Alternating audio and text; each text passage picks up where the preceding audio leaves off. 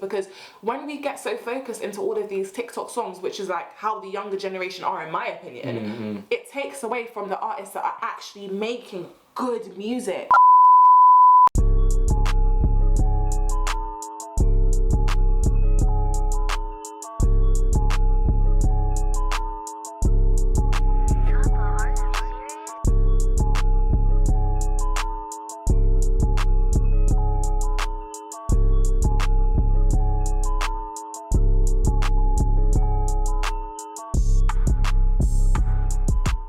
Now artists like, to be honest, they're not going to do it, but artists like Kanye or Travis now making TikTok songs or songs that they think are going to sell on songs that they think are going to do well on TikTok. Do you know what I mean? Like, that's not what I want. But they're not going to do that because they're established. But all like newer artists, I think, going to probably think like, oh, this song is popping, like this is popping on TikTok. This is what's working.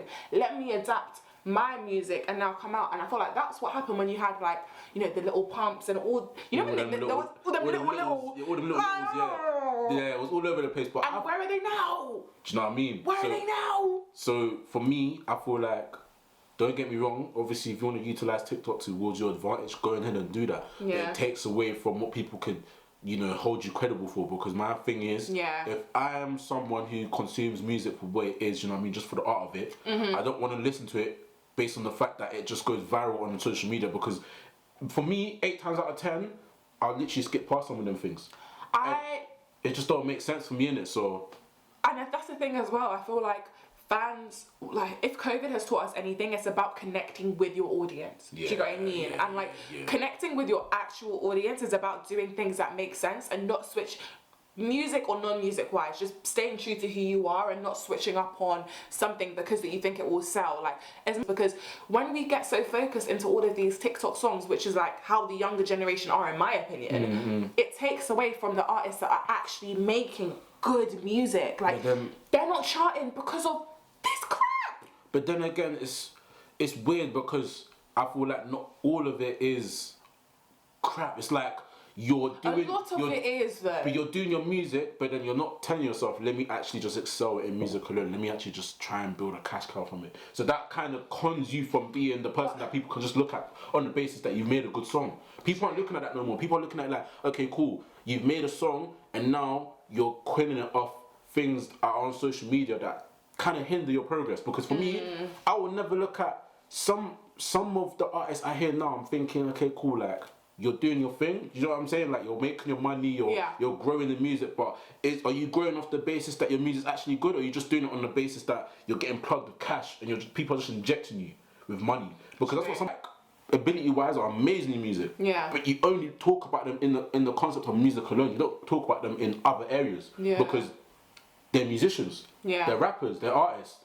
Do you know what I'm saying? So it's like, for me, you should always have it within yourself to know that if I'm gonna tune into someone, it's not on the basis that, you know, they're popping, or like your friends are doing all these things on Snap and whatever to make it seem like it's popping. But it's like, fam, listen to music for the sake of music. That's why I don't really want to negate anyone that's in music right now, because for me it's like taking the music for what it is. If you don't like it, go ahead.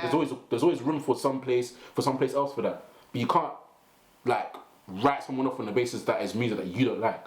True. Do you get what I'm saying? I hear that, but then this is my thing. I feel like there is the flip side with this, where some artists, they don't make songs for TikTok. They just make a song. So for example, like Young T and Bugsy, they made a song, and then obviously the challenge came about, and it's like, because of things like that and how successfully that's done, you will find labels now pushing, this song, TikTok is maybe we should make a challenge. Do you know what I mean? And maybe that will blow. And it's like, as much as those are good. So for example, with like Erica Banks recently, I'd kind of compare, she had the Bust It challenge. Do you remember that one? That was a great challenge. Yeah. So like with that, look at me when I say this. That was an amazing challenge. You ladies were killing it. It was an amazing yes, you were, ladies. Shout out your team. But like, even with that Bust It challenge, for example, like Erica Banks has other songs other than Bust It. You know what's funny? Do you get what I mean? You know what's funny? That's another thing I will give a pro to TikTok about, because they provide you with new sources of music sometimes. 100%. So in that sense, that's why I'm saying like it works really good, like on the other side, because people that we don't necessarily listen to, you're now going to be like, oh, who is that? Okay, and let me listen to all of that other stuff, which is really, really good. But then at the same time, we need to remember that not everyone thinks like how we do. Yeah. A lot of people will hear that one song and listen to that one song and not necessarily go into, you know, the artist to find out what they've been doing. And then it could be a thing where your song, imagine you're an artist, imagine I'm Erica Banks, for example, and that song, okay, it's gone viral, it's gone well. People might not check into what else I'm doing because the song isn't as good as the Busset one. So now you put yourself in a position where people are expecting so much more or a similar type of song to the Busset Challenge, even though that's one of us, like one song of exactly. Do you get what I mean? And you know what's funny about that is that you touched on a very good point about it being like whether it's a song that's just as good. I feel like some songs can be just as good, but because it doesn't hold the pedestal that Busset is on because of all the memes and social media stuff that's that's poured into it, you're never gonna look at the song for what it is because it doesn't have a challenge behind it. It doesn't have visuals that tell you, oh, okay, like it could be something else. But for me, it's like obviously if you're gonna grow off that TikTok kind of like field, then you're obviously gonna be of that. So you can't just make music for the sake of music now. So it gets a bit frustrating. There's a conflict. Exactly, and this is the thing, because artists don't put out music and be like, oh yeah, I'm gonna make this for TikTok. What you think CJ was like, yeah, let's make this for like? Nah. These are guys. These are guys. You know what I'm saying? So it's like even with CJ, there was so much pressure after Whoopty for the next song to be a hit. Do you know what I mean? Luckily, Bop is good. Yeah, Bop is great. Bop is good for what it is. Bop is great. Real. Do you know what I mean? But it's people like Erica Banks, for example. Like I was even talking about this the other day. Like even though Saweetie wasn't necessarily in the TikTok era, I was kind of worried for Saweetie. I love Saweetie, but when she dropped Icy Girl, I was like, this is such a fire first single that like everyone is listening to. Oh, Icy Girl is hard. That like she was smoothing like 100%. But like that's the thing, when you drop something and a lot of people pick up on it and it gets that social media following, you have to make sure the next stuff you drop has to be fire. For real. Because if it's not, then people are gonna forget about you, and that's what I think is the issue with your song blowing on TikTok per se, as to it just kind of blowing in general. Because if it was just a good song in general and like people weren't necessarily feeling it, it didn't have this live up to the same thing, no one's going to be comparing it to a challenge. Do you get what I mean? But then when it's with a challenge, it's like, this isn't that good, like we're not really huge fans. And like Erica Banks, as much as I've listened to her stuff now, but a lot of people couldn't tell you another song other than that Busset Challenge. But people will rinse the Busset Challenge. Yeah, like I feel like for now as well, it's important. Have you had the remix with Travis? Sorry to interrupt. Is it good?